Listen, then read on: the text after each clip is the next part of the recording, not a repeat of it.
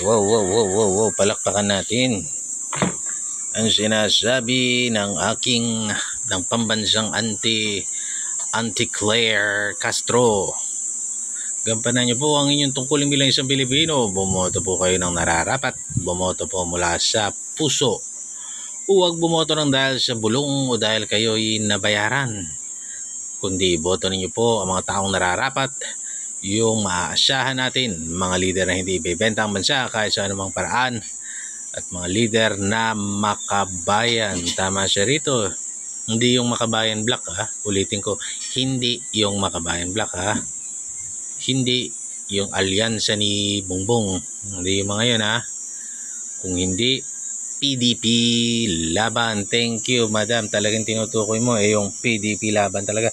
You're the best. Talagang humubuti ka na. Paputi na. Kunting kula, tanggal ang pula. PDP laban.